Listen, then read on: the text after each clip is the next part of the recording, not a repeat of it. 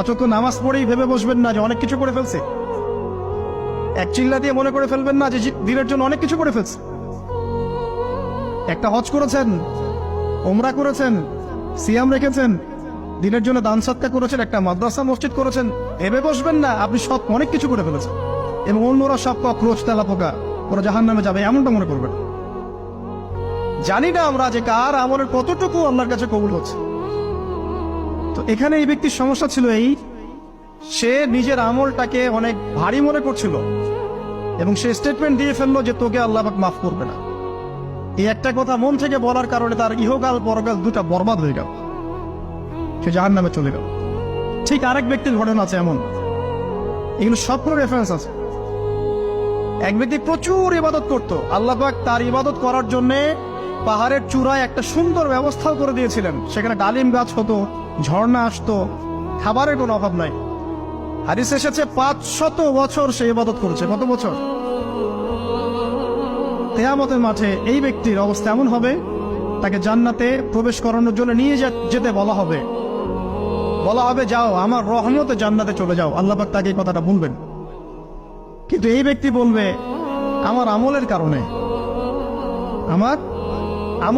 আল্লাহ পাক বলবেন আমার রহমতে জান্নাতে চলে যাও। ব্যক্তি বলবে আমার আমলের কারণে।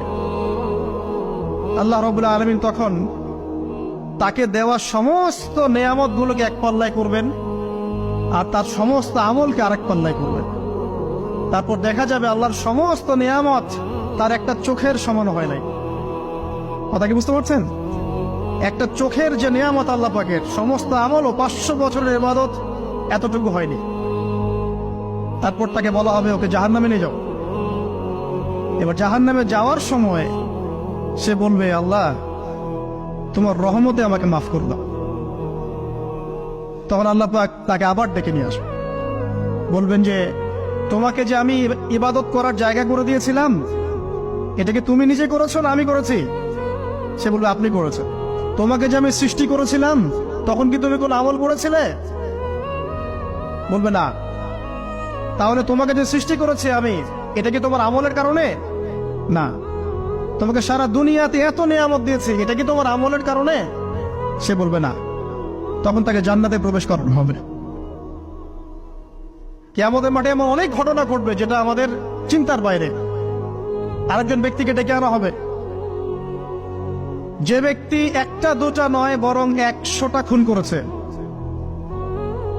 সে 99 জন মানুষকে হত্যা করার পর ফতোয়া খুঁজে বেড়াচ্ছিল যে আমার তওবা কবুল হবে কিনা। একজন আবেদের কাছে গিয়েছে। আবেদ আর আলেম কিন্তু এক জিনিস না। আবেদ মানে যে প্রচুর ইবাদত করে, তার জ্ঞান কম, সে শুধু জানে কিভাবে ইবাদত করতে হয়। আলেম হচ্ছে সে যে শরীয়তের গভীর জ্ঞান জানে আবার ইবাদতও করে। আবার যারা জ্ঞান আছে আমল নাই, সেও কিন্তু প্রকৃত আলেম না। প্রচুর জ্ঞান আছে কিন্তু জ্ঞান অনুযায়ী আমল করে না, সেও কিন্তু প্রকৃত আলেম নন।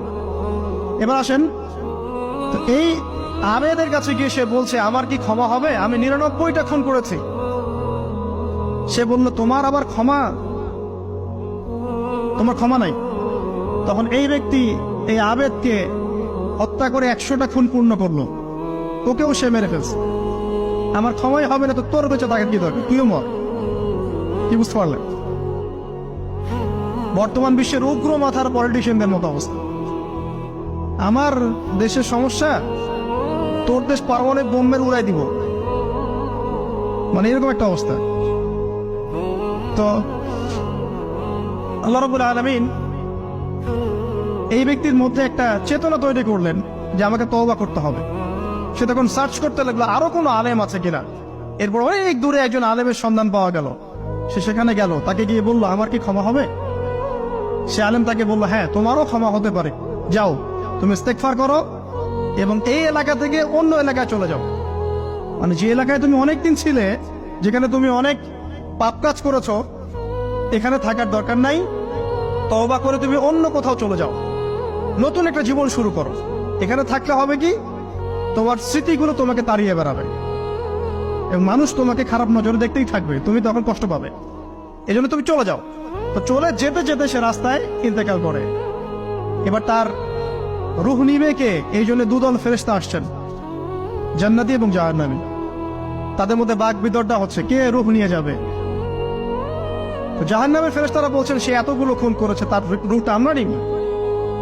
আর জান্নাতি ফেরেশতারা বলছেন না, সে তওবা করতে এসেছিল, অতএব সে আল্লাহর অভিমুখী হয়েছে, তার রূহটা আমরা নিব। আল্লাহ পাক এখানে একটা কৌশল করলেন। আল্লাহ পাক ফেরেশতাদেরকে বললেন, তোমরা রাস্তাটাকে পরিমাপ করে দেখো, যেদিকে যাচ্ছিল তার পরিমাপ বেশি নাকি যেখান থেকে এসেছে ওর পরিমাণ বেশি।